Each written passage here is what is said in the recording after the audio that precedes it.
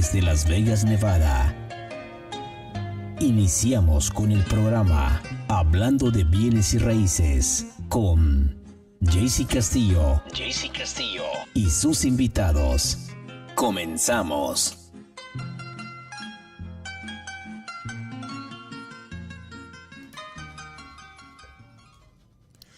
Good morning, Las Vegas. My name is JC Castillo, and we are here at Equity Title Studio today, February the 6th. We are here live in our podcast, Real Estate Talk with JC Castillo and his guest. And today I am extremely excited because we have a wonderful guest in our studio today. And we're going to be talking about a wonderful topic that I think that it needs to be talked about. So we're going to go ahead and get started and give Kimberly the welcome. Welcome, Kimberly. How are you? Thank you. I'm good. Thank you for having me. Excellent. Kimberly, if you could please let me have your name, last name, your company you work with, what do you do, and your contact information, please.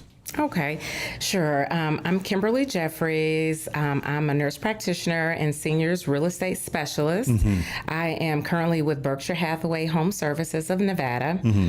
And my phone number, you can reach me, and hopefully we'll have a link afterwards. It's 725-910-7614. And I am on social media. You can follow me on Facebook, TikTok, and Instagram. My handle is Las Vegas Way of Life. Beautiful. And I love that because, again, you and I had met like about maybe 2-3 weeks ago. We sat down after a Berkshire Hathaway meeting and we talked about marketing and all of this stuff. And as we start talking, we start touching this subject that I thought it was phenomenal. And that's what I said, you know what, you have to come to my podcast and we have to talk about this because you said something in your title right now that you're a senior specialist, real estate agent. Explain to me how that came about and why do you have decided to really take care of this part of real estate that everybody needs to go through it at one point or another. But we just don't talk about it as much, or we're not prepared about it because we just don't know what we don't know. So talk to me about where the senior specialist came out from, please. Okay, sure. Yes, I am a traditional realtor, but I am a seniors real estate specialist. Mm-hmm. That is a specialized designation within the real estate industry. Nice. And actually, I felt like this was a perfect niche market for me to work in the real estate space in light of being a nurse practitioner. Oh, okay. And I've been in healthcare this is my 35th year. Wow. Yes, I have spent my whole career generally working with seniors and their families in a variety of healthcare settings, from traditional home, nursing home settings, assisted living, and of course, being a healthcare professional for so many years, maintaining a high quality of life has always been my focus, to empower seniors and their family to be as healthy as possible in whatever environment, living situation they were in. Right. So as a seniors real estate specialist, my ultimate goal is to help seniors navigate their housing needs as they get older. Mm-hmm. And that's one thing that we all will need in time because, let's face it, our real estate needs do change as we get older. That is very true. And so as a seniors real estate specialist, whether someone needs to talk about ways to age safely in place, you may have heard that term, where someone may not be ready to downsize, but they want education or information on how to make their home more safe, since their needs have changed and their, it could be 10, 20, 30 plus year home, or if they have decided, maybe it is time to downsize and look at other living options. My role is to bring a wealth of information on, what does 60 plus living look like? What kind of housing options are there? And just helping even adult children navigate this season where a lot of changes may need to happen. And that's what I'm here for, to bring a lot of education and help navigate the needs as they change. Right. And I think that's phenomenal. And again, the reason why you and I are sitting here today is because we had a conversation a couple of weeks ago talking about this. And first of all, congratulations on you're getting your senior, designation, because it's a process that, our association of real estate here locally puts you in a couple of weeks program and everything, and you understand how the whole process of dealing with that stage of real estate becomes. But one of the things that you mentioned that I really stuck with me and I loved about it is that you were very sincere, and you said you really want to become an advocate on helping adult children and also people that are in this stage to understand what that process comes like. And you said that you have a 35 years experience in the nursing and dealing with this prior to the real estate career. That makes you, in my eyes, again, correct me if I'm wrong, but that makes you in my eyes an expert on how to handle the situation, because it's never an easy situation. No, it's not. And those conversations that you've had as a practitioner in the medical field, where you have a adult child and a elderly parent trying to navigate on what we're going to do with this home, when they're still able to make decisions, it's easy. Absolutely. It becomes really hard when now we have medical issues that are kind of be presented, and the decision making, it makes it a little bit more strategic sometimes. And talk to me about how, in a perfect world, how would that process go? If I'm an adult child, how would I be able to help my parents to make them understand that maybe the house that they're living in currently maybe is not the best place for them? And you mentioned something earlier, and I want you to talk about how the safe space is not safe anymore. And I love that, please. Yes, absolutely.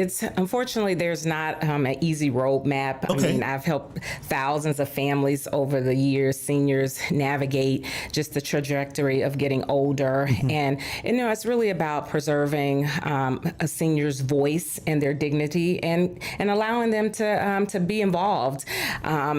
I think being proactive instead of reactive mm-hmm. is always a good thing. And, I think what you're referring to earlier, that I said, it's often hard to have the conversation about moving when you've been in a home for 50 plus. And I'm gonna use my parents, for example. I have senior parents, mm-hmm. and we've had my childhood home for 50 plus years. Mm-hmm. And when it was that conversation of, hey, we got a 2-story home here, you got stairs, it's a lot of house, it's just the two of you.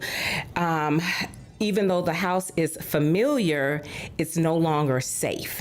Oh, right. And that's, the conversation, I think the starting point mm-hmm. with, and I'm using that as an example, because many times you've got seniors that are living in multiple story homes, or just too big a home. You're not utilizing all the space. And I think having that conversation, and that's part of what I do, is to educate not only the senior, but the adult child mm-hmm. on just topics of conversation, like how do you start the conversation if the home is too big. And I had done a post on my social media page just a little while ago about some of the signs, mm-hmm. the top 5 signs on when it's time to downsize. Right. And just starting with those kind of questions, because sometimes, you want to do things before it's a reactive situation, but maybe planting seeds, having small conversations. And sometimes people need time and patience. And that's why I really enjoyed working with seniors for decades, because in this role as a seniors real estate specialist, you do have to have patience. This is someone's life and home, and it's hard for the adult child to step in. And mm-hmm. so we want to give both people a voice, but we want to do it when both parties can have a say, and not, the adult child having to make the decision if we wait too long. Yes, and I think that's extremely important, right? As an adult child, getting also the information that you need to prepare yourself, because you just react in a manner that, sometimes it's an emergency, or sometimes it's something that you have to do right away, and you just don't take the right steps. And, exactly. We advocate, and that's another thing that you said, in our first conversation. You said you want to become an advocate on this information, and I think it's phenomenal. But, we always talk to first-time home buyers and take your time. Learn what you're doing, understand what's going on when you're going to purchase your house, and blah, blah. And we give them this big old thing of, be prepared when you're going to buy.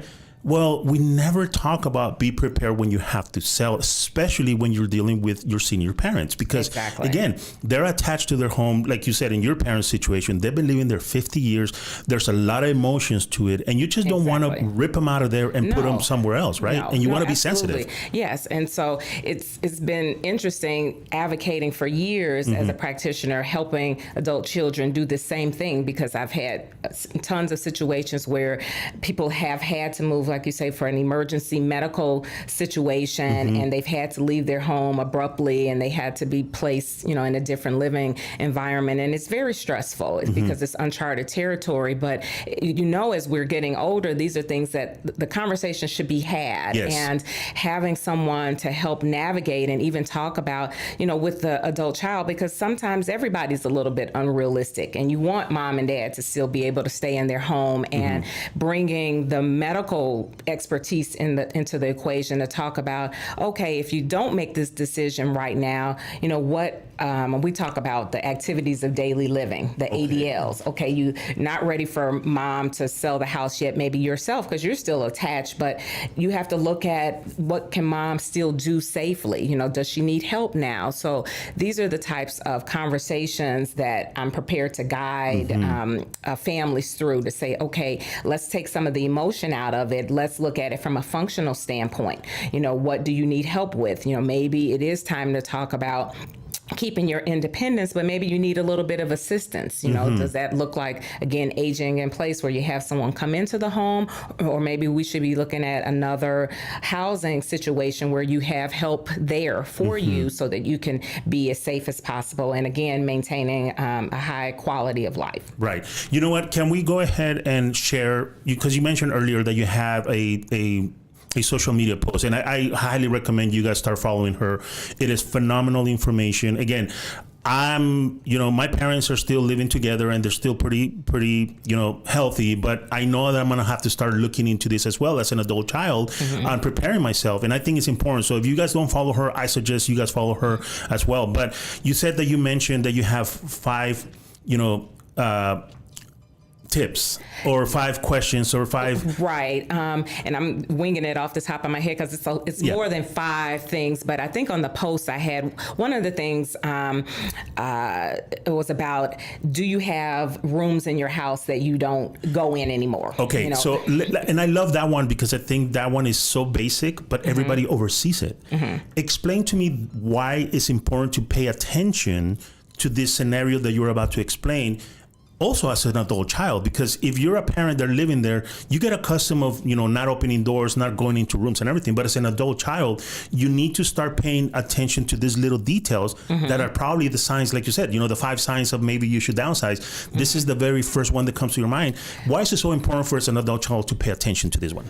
Well, I think, what happens too, and even speaking as an adult child myself of senior parents, it's just time sneaks up on us. Yes. And so we're used to our parents being our parents, and they're independent, and they're the ones that were movers and shakers and taking care of things and being independent and all of that. And so some things are so subtle that you don't think about. So when you've got bigger homes and you're just closing doors that you don't, open anymore because you're only using a small part of the space to live in. You're only using the kitchen, your primary bedroom, and a living room, but then you got 2 or 3 other bedrooms that the doors are closed, or never go in the den anymore, or you're not going down in the basement. It's like, okay, well, you've got too much house. So just paying attention to, is the space really being utilized?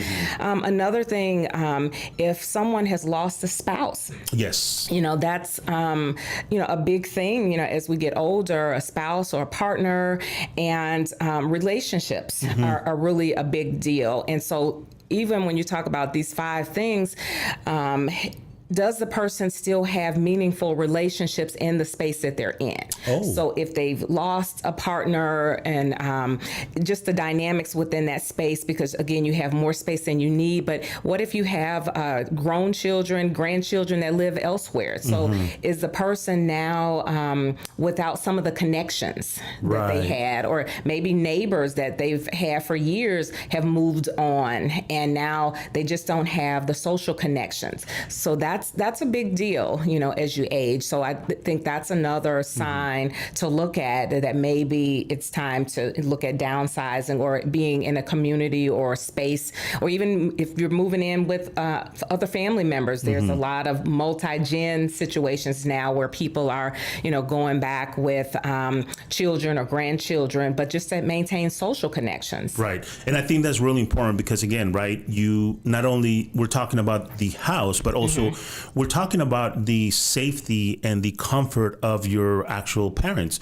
You want to be respectful to their time. You want to be respectful to them as well. So I think just by starting these conversations on a time frame that it's still available to talk about it. And I know it's a very uncomfortable situation to talk because, how do you tell a parent, what, maybe this is too big of a house for you without them really feeling like, you're trying to rip them out of their house, or, in situations like, all you really want is the house to be under your name. There's so many emotions attached to it, but you as a senior specialist, I think it's important to be very sympathetic on these conversations, right? Again, sign number one, there are rooms that haven't been in for a couple of months. Maybe, we need to start talking about, hey, when was the last time you walked into this room? Also walking into the room yourself and seeing, are there any, potential, dangers in there? Safety hazards, and you said something about, you've been living in your home for a long time, your home, but at one point it's familiar, but is it still safe? Exactly. Talk to me about how that difference, when you start looking at, is it really safe for me to do this? Oh, absolutely. And that's, the thing, having worked with seniors for decades in long-term care and skilled nursing facilities. And I've been in several settings: assisted living, independent living. I know all the housing options for, older adults. Yes. And though a place is familiar and you've been in the house, and we were joking about how when you've been in your house so long, you can just probably walk through your house in the dark and know where you're going. But let's face it, and I'm speaking as someone who has seen falls, countless falls. I couldn't even guesstimate, the hundreds of falls. Falls are the leading cause of injuries and death in the senior population. It just is. Right. And there's a lot of different reasons why people fall, from, medications, just to maybe being deconditioned, health conditions. There's just a whole lot that can factor into, why people are more at risk for falls. But when you're in an environment that you haven't made adaptations or changes as you've changed, it can become a hazard. And not having, just say, for example, if you have the use of an assistive device, you use a cane or a walker, and you don't have the space to navigate, around extra furniture, or you still have throw rugs on the floor, or bathrooms. That's got to be the top room in the house that people have falls, and nobody plans to fall. No. And if you don't have proper setups in your bathroom, it's just things that you're so accustomed to doing can pose a risk if you don't have someone who has some knowledge that can say, well, let's talk about this. You want to stay in your home? Let's do an assessment. This is what I offer to individuals. Just being a practitioner, I can tell you in 2 seconds, let's dissect this room here. Let's talk about, okay, in the meantime, while you're still here, what are some suggestions for lighting? If you go into the bathroom a few times a night, how do we make adequate lighting? Wow. I mean, there's just a lot of things to consider. And we also, you and I were talking before about safety is not always just falls, but you were sharing with me before about a family member and leaving a stove on. When we age, sometimes there's some challenges or changes in our cognition, yes, our mental capacity, and being forgetful can become commonplace. And if you're in a home still and just say it's you by yourself and you're still cooking, but you're leaving the stove on, and something, cooking, and you forget and you leave it, those are potential hazards as well. And you have to look at all that when someone is going to stay in their home. Right. And, if they're safe to still be doing some of the basic things that we do, cooking and, showering, is that still okay? So it opens just a big door of issues that we have to look at when someone wants to stay in their home safely. I think that this is wonderful. Again, I really appreciate you taking your time and bringing your expertise to this, because a simple thing like you said, right? Leaving the stove on, it's a sign that maybe you're not focused 100%. And we understand as you get elderly, you lose that coordination, like you said. But also the other thing that you mentioned is the falls, right? And if you have a house that the only bathroom is being used and it has a tub, at one point you have to make a decision that needs to be changed. Exactly. It's hard sometimes because some people, again, in my situation with the family member that I told you about, her leaving, the stove on and stuff, she still feels like, I could do this.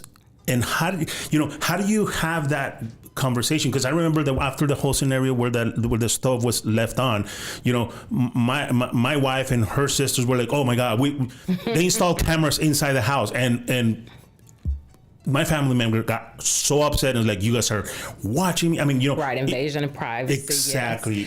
Yes. Yeah, it's tough because again, this is all uncharted territory, and let's face it, as adult children, I don't care how old you get, you are still the child to your parents, and they still will see you as a child, even though you're 50, 60 plus yourself. Yeah. But I think just reminding your parent that your job is to keep them as safe as possible, and that you're just so grateful that now you can do for them what they've done for you your whole life. Right. But it's not, and this is, again, I hear myself talking to my parents, it's not about me taking away your independence. Right. Or, these are things that we're navigating together, but I need to make you as safe as possible. So we have to be creative in coming up with strategies to do that. So that you can still have your independence, but we can make some modifications, or if we ultimately have to move you, that's what we have to do, because we want to be proactive and not when it's stressful for everybody because some medical event has happened and I've got to make some rush move, and then they're stressed and they don't have a voice because they just can't, whatever is going on medically. And with anything, if you have a plan, even though plans get derailed, you got to start preparing so that you at least know what direction you want to head in before an emergency happens, and then everybody's stressed out. Right. And again, I think that's really important topic to be discussing about, because it's something that we're all gonna have to come across, and sooner or later, I think that the better prepared we are with information and the upfront conversations we're having with your parents is still kind of like young enough to understand where you're coming from as an adult child, because let's be honest, before they became elderly, they were adult children too. So they had to go through this, and also they try to figure out what the right way was, and maybe at the moment they didn't have all the information. So it's a cycle that we need to be preparing on. Exactly. And I really do love the fact that you are catering to this demographic, because again, it is a growing demographic. I mean, you and I had a conversation, and we all know this, right? There's over 5,000-6,000 people a month. They're coming into the senior citizen realm. Exactly. We call it the silver tsunami, and if you want to research on it, go ahead and go and Google and whatever you want to get your information. But there is a studies say that there's a lot more seniors coming into that age group. So we need to be prepared for it. You and I were talking earlier before we went on the air, and we talked about how you are not here just as a real estate agent. You're here to advocate for people to understand what the process is. So once somebody wants to go ahead and make a decision and get your expertise as a real estate professional and saying, what are the best things for me to do to put my home for sale? It becomes very stressful when you have a property listed, when you have working people and they have their things. How do you maneuver? How do you handle the scenario that when you do have an elderly person in the home with the showings? Because they come and show the homes and everything. People need to understand that they just can't hop on the car and go drive around for an hour while you're showing the home. The buyer's agent also needs to be respectful and understanding the whole scenario that they're walking into, right? Oh, absolutely. Yeah, it's definitely a process, and I think you hit it on the head as far as educating. You know, because selling a home in general can be stressful. You know, especially if someone wasn't necessarily wanting to sell, but Correct. realizing I need to sell. But my job is to talk about.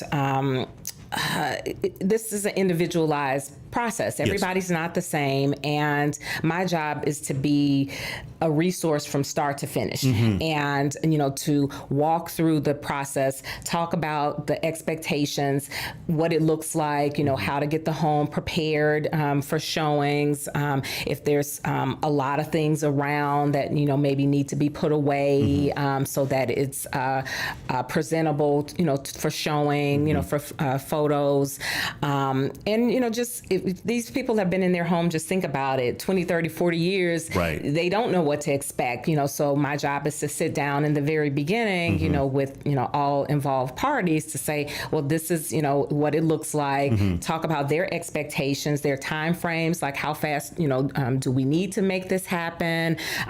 Where are they going next? Because that's the big thing. It's not just, if they decide, hey, it's time for me to downsize, but we need to have the conversation of what's next. Have we explored other senior plus housing options? Are they going to live with a family member? And that's a whole nother thing we have to talk about, because that's a whole other set of suggestions that I have as far as navigating, before you get this multi-gen situation going, because that can have its challenges too. But again, just walking the senior seller, as far as what to expect, and just being mindful of their needs. And we are different age and groups, and so you have to be mindful that this is someone's home. That this, first and foremost, this is their pride, their joy. This is you always are respectful for a person's home, and so just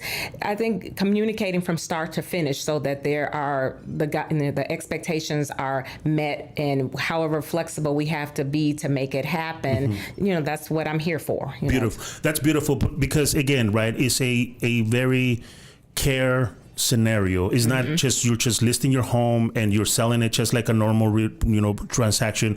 There's a lot more sentimental emotions in there. Exactly. And that's the biggest part, I think, too, is the emotional attachment, because when you've been in a space for decades, you have a lot of personal effects, everything's tied to mementos and just things that you don't want to part with, and just education on how to downsize, what things stay, what things are going. One thing, as a seniors real estate specialist, I have what I call like my arsenal or tool chest of other resources network. It's not just me. I have other people that, depending upon the situation, if we need to offer a move manager, a senior move manager, where they can come in and assist with that. Because when you have all this stuff, it's like this person can help say, hey, what things, are we keeping? Let's talk about the new space. They can help do a blueprint, essentially, what can go with, what will fit in the new space. Nice. They can help pack and unpack and set up the new space. So it doesn't have to be so stressful. And also we talked a little bit about, I think you said something about sometimes a senior may be concerned that someone just wants the property and all that, whether someone needs a resource for an estate attorney, someone that specializes in these situations, or someone needs help with estate planning, because there's a lot of levels when you talk about seniors and assets, particularly their home. Yes. So that's something that I have a team. So depending upon someone's need, we can offer some support, so that, again, every aspect from the move, the sale, to what's next, the mortgage loan officers to help with, bridging, one home scenario to the other. That's something too. We can't skip the financial, part of it. How do I sell my home, but, be able to transition and not have a gap, whether you bridge that scenario. There's a lot to be discussed. Mm-hmm. And so that's part of the conversation that I'd have, with the senior and the family as well.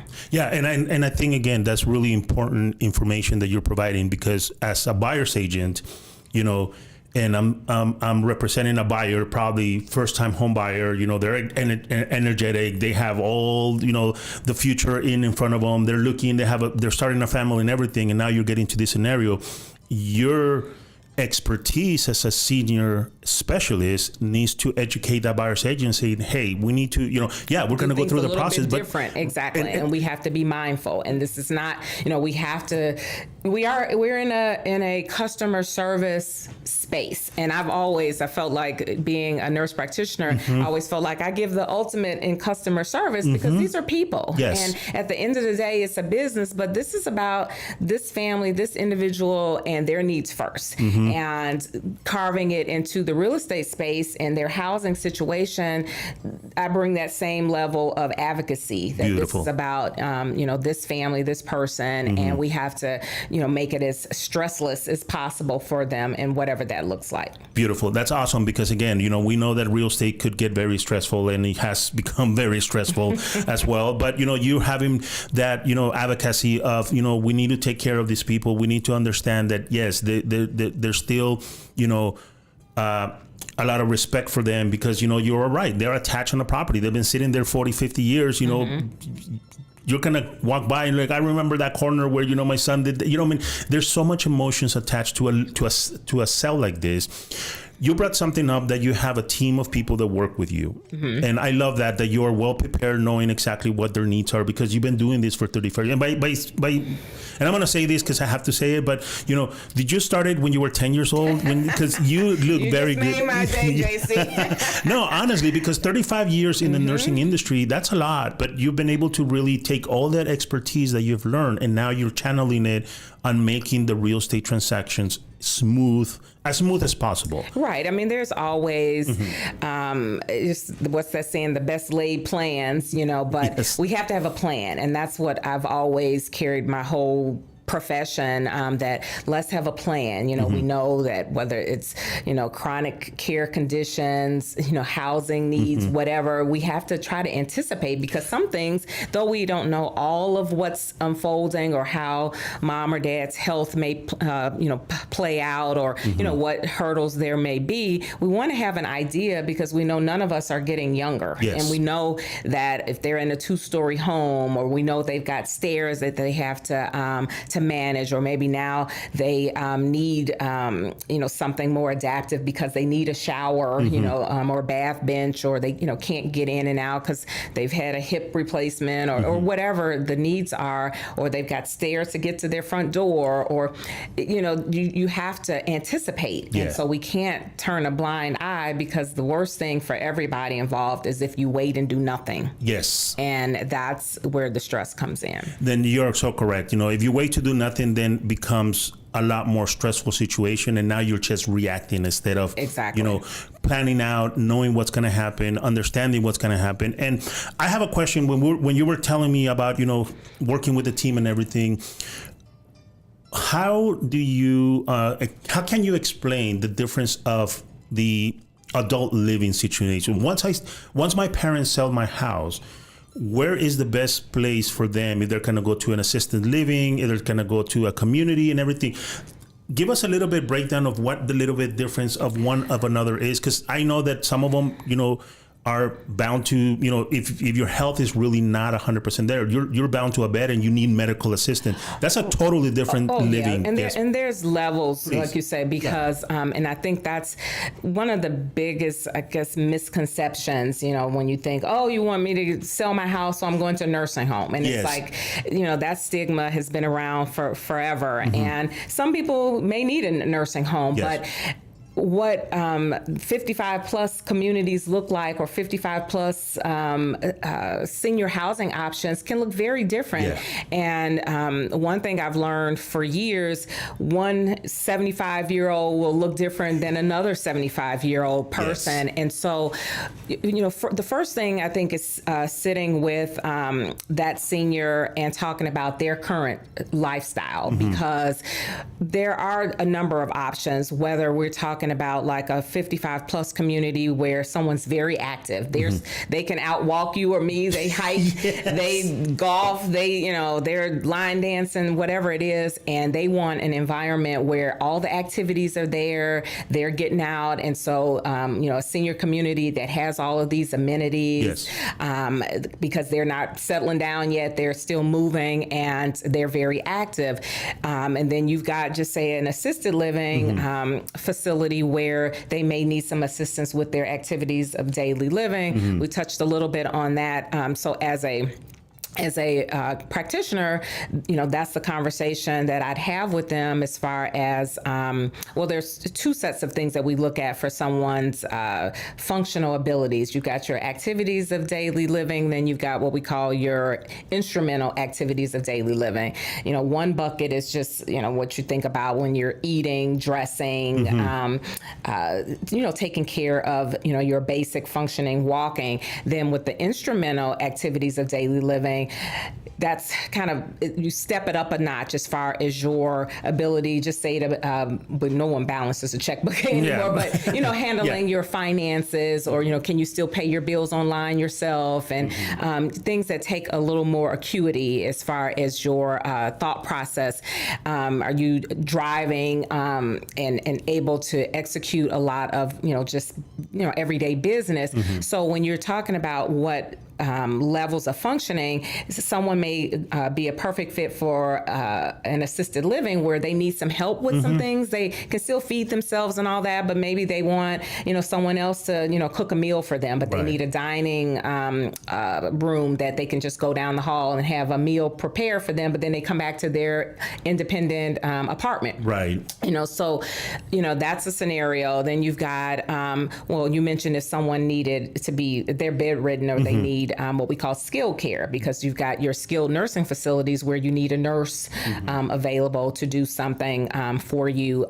Maybe you need all your medications administered, or if you may have an active condition going on where, or a wound. I mean, there's just lots of levels, but each of these types of settings, for example, have their own criteria. Okay. And that's something that, I'd go over individually with the person to talk about, okay, do you qualify? You may say, hey, I want to be in an independent or an assisted living facility, which is a step under as far as level of, an independent facility is clearly you're fully independent. An assisted living facility, you do need some assistance, but depending upon how many types of levels of assistance, you may not qualify because you need more than they can provide for you. That's something that we'd have to talk about. And one thing I definitely want to preface, I should have said in the beginning, though I am a nurse practitioner, making sure that the families involve their own provider, whether that's a physician, a nurse practitioner, physician assistant, that they're involved because they know them intimately from the medical side. And so they know their whole health history, their picture of, like what they need. But I do, have the, the information to kind of help guide them. But each of these facilities have different requirements, and then there's different costs associated. And so those are things that we would look at too. And when I would do an initial an assessment with the family that says, hey, what, we do need to talk about alternative housing, what's available, what does it look like, how do I qualify, or do I qualify, and then what's the cost? Yeah, and I think that's wonderful because, again, having all that information from you and being able to have that in the very beginning consultation is important, right? And also involving the adult children so they can understand what the steps are going to be. Because let's be honest, everybody's a kind-hearted person. Oh, my parents are getting old. They're just going to come. I'm going to bring them into my house. And you brought that up earlier, and you're like, that is a totally different conversation. It is. Please. It is. Enlighten us. Yes, I think, well... And let's be honest, and I'm sorry to interrupt you, but let's be honest, it's coming from a kind-hearted place. Oh, absolutely. But we just don't know what you're getting into. Yes. And most things, as we already said, have the conversations, or at least have a plan, and the plan might just go out the window, but and I'll tell you too, before we're done here, some workshops that I am doing. I have a series of workshops to talk about these very things, but a big thing or topics that should be had before you decide to move in with your aging parents are essential. Someone asked me recently, what's the one, if you had to pick like one notable thing that's important before you merge households? And I mean, like your senior parent, you as an adult child, maybe a grandchild, all under this multi-generational setting. I would say you have to remember you're blending families. It's not just somebody moving in, because it has to factor in every household and lifestyle. Oh.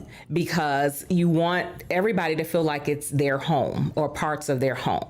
And I think that's where sometimes starting out the gate, that can be hard, because just say if you're moving your adult, your senior parent in with you, it's like, okay, they're moving into your home. You have to really take in consideration their lifestyle. What were the things that they were doing as far as their home setup, what things that they enjoy, maybe the backyard or gardening or whatever, so that, or if they had a room for crafting, like what is it going to look like when you blend? Because a blend is just that. You want to make it so that everyone feels like they've got something there. They don't want to just feel like I got dropped into, my daughter's house and I don't have me anymore, and that's a big thing. So I think that's the first thing, that you're blending households, because everybody has to feel, some resemblance of them. Yes. And there's a lot of layers, to blending, because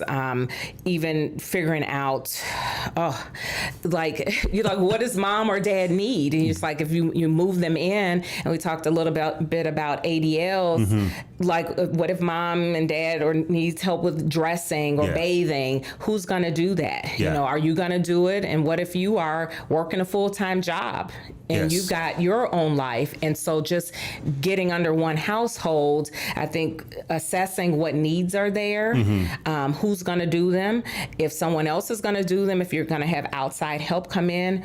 Let's talk about the financial ramifications. Who's paying for it? Yeah, because you're right. I mean, and it comes from a loving side, right? Oh, we want to take care of our parents. They took care of us for a long time. Exactly. But it's very different, and than taking care of a child, of a brand new born baby, or even a baby. It's very different because they're independent. They've lived their whole life. They're accustomed to doing their own things. Exactly. Now you're throwing in that like you said, a lot of people feel this way, that they just took me out of my house, put me in a little corner in their house, and I lost myself. And and then there's other emotional things that come along that, now you have the grandkids that are not used to having an elderly person, and they need to calm down and need to really, I mean, there's so many things. It is. And it's unbelievable. So if somebody wants to get this information and get this workshops going on, how can they get a hold of them? How, and one of them is they need to follow you on social media, because I know these are the tips that you're talking about in social media.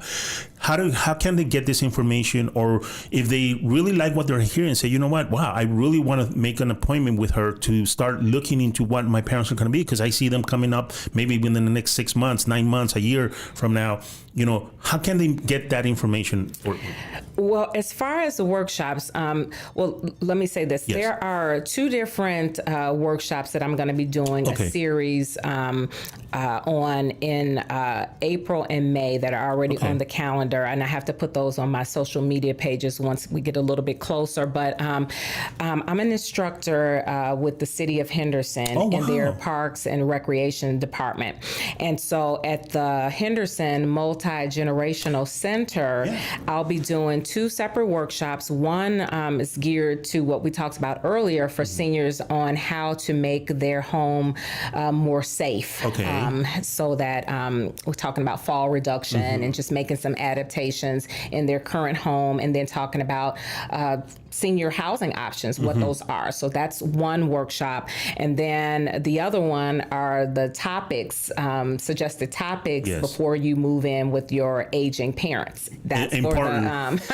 That's for the adult children. Yeah. So those two workshops, and then especially the one for the adult children, there's a lot of layers that we talk about as far as just the dynamics of the household, what it will look like, the finances, the responsibilities, just everything that you can think of, at least to introduce the topics so that it's not catching everybody by surprise, or you didn't think about what it would look like. At least you have a framework. So those two different workshops are going to be a series at the city of Henderson at the multi-generational facility in April and May. I think there's 4 dates in April and 4 in May. And so I will post those on my Las Vegas Way of Life. That's the handle for my TikTok, Facebook, and Instagram platforms.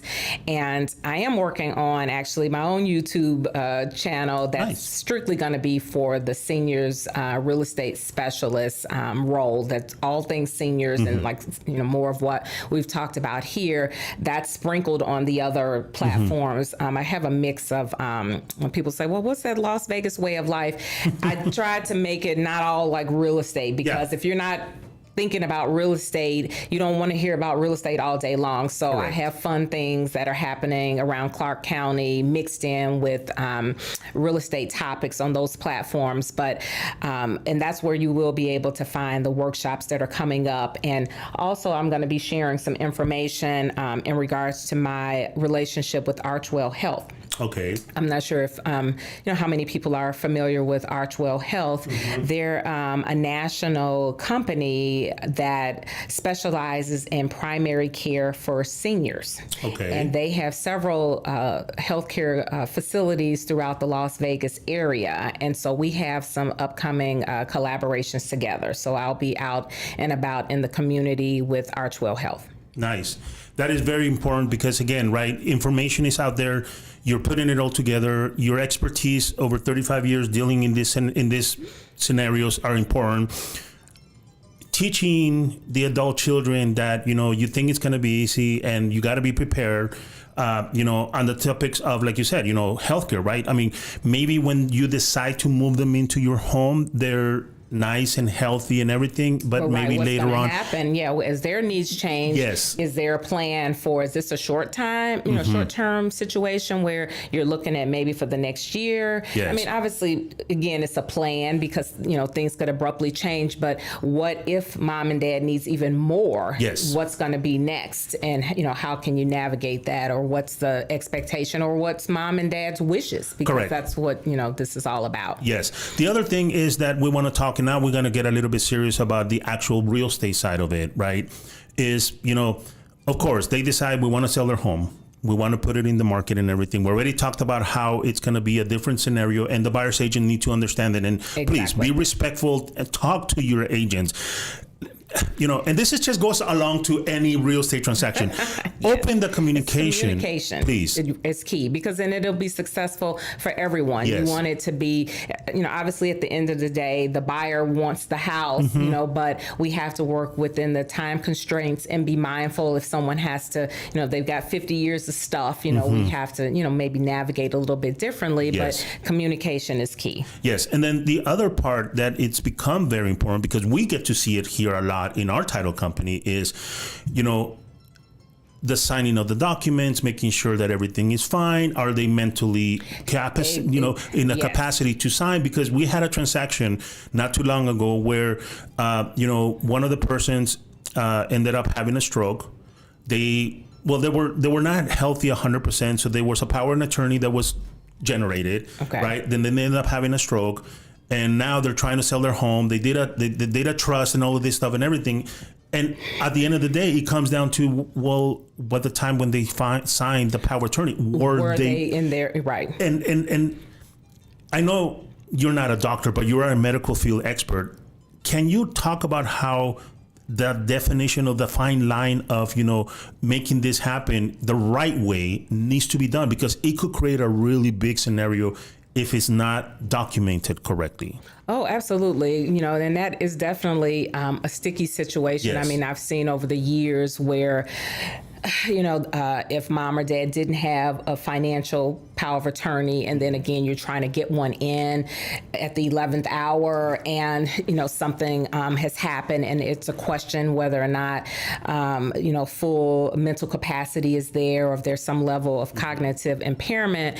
So yes, you definitely, as a professional, we have to make sure that we're doing everything on the up and up. And I definitely, if I, even had any question that someone has signed something and they're not fully aware. I mean, my job is to be an advocate for the client, and if I have a concern with, say, a senior who needs to sell their home, and I know that maybe they're not fully cognitively able to make the decision, we have to make sure that we have someone that can. I mentioned before, their medical doctor or someone who's been following them professionally, that they can ascertain if they are able to sign on their own behalf, because we want to make sure that we do things legally, and that we're not having someone sign something and there's some level of impairment. Yes. And I think, again, that's another topic that everybody says, we'll cross that bridge when we get there. Right. If mom is saying she wants to sell and mom's disoriented, or she's not, able to, I can tell, just with our line of questioning that, we are here to be advocates and not to have someone taken advantage of. And listen, and I love that, because not too long ago, maybe like 2-3 days ago, I actually posted something in my social media where the Department of Consumer Affairs put out an ad. Well, literally, it's a public safety announcement saying that there was a real estate company taking advantage of people. Majority of them senior citizens. And it is such a harsh thing, because people that do that have no heart, unfortunately, and no moral compass. And it really is horrible, because not only the senior citizen suffers, but the whole family suffers as well, because that might be the one house that they've got, and it was going to be generational wealth, right? And someone swindled them out of it. So it's really important to understand that the mental capacity when senior adults are signing the documentation, because we're going to question it, trust me. And not that we as a title company want to be a pain in the butt. No, we just need to make sure, because it is a legal thing. I mean, you and I talked about it earlier, and you said, how many of the positions you've been on, just to clarify, yes, I think they were in the right, state of mind or decision making and stuff like that. We as children need to really understand. And I was going to say that's, where that whole proactive piece comes in, because if you know that these are decisions that maybe you don't have to make them today, but while mom and dad are still fully able to speak on their own behalf, maybe now they want to designate a power of attorney, so that you get your estate planning I had referenced, have some things already in order, so that what their wishes are, or they're designating things for this daughter, this son, or whoever is going to navigate and handle a sale of a home and things like that. So you're not trying to wing it, or those papers aren't in place, and or there's question about their ability, competency to make the financial decisions at that time. So again, it's all about a plan and talking about having those things in order as soon as you can, as opposed to waiting. Yeah, and I think, again, that's really important to have those conversations. And as adult children, we need to be open-minded of, we will have to have these conversations. Better do it sooner than later. Really reach out to Kimberly. She could go ahead and help you, guide you, give you content that you have to talk about. You have the 5, the 5 reasons of why maybe you should be downsizing, right? You have the workshop coming up, and you have, printed material on how to teach an adult child to have this conversation, how to set up, because at the end of the day, you want to be that person to help them resolve the real estate transaction before it becomes a probate. And it's sad to say it, but once it becomes a probate, it's a totally different monster. Absolutely. And, one of the things, too, if an adult child wants to reach out to me pertaining to senior parents, I do have a free 10-step guide for adult children on aging parents. Beautiful. And so if you reach out to me through my social media platforms, or I, of course, have a Berkshire Hathaway website so that they can, find me there, Kimberly Jeffries at BerkshireHathaway.com. I can send that to you. And then the workshops that I referenced earlier, those are all free through the city of Henderson. So, but definitely, reach out to me, and I'd love to be a resource and guide to help you navigate or anticipate so that you're prepared, so that your parent can, make the decisions or have a voice before you have to make it for them. Right.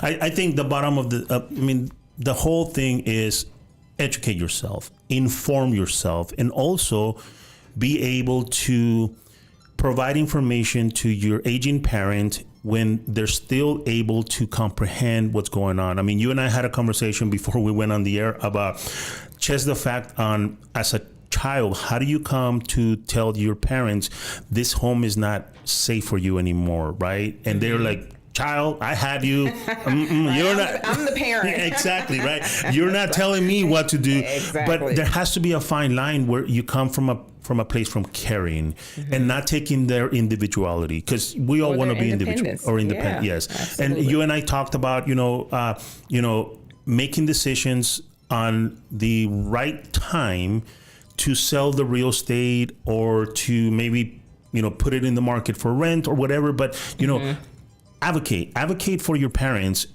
Kimberly is here to give you that information. It's free of charge. She has great content to talk about this topic that, again, we're all kind of have to cross it. I'm seeing it right now with my mother-in-law. We talked about it. She's 87 years old. She lives on her home, on her house. My sisters-in-law live in, but they go to work all day.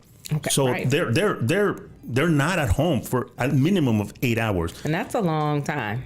Right. A long time. Yeah. So, there's a lot of things that could happen. So we need to start being open-minded ourselves and saying, okay, if I really do care for my parents, I want to start having this conversation with them. I want to bring them the information.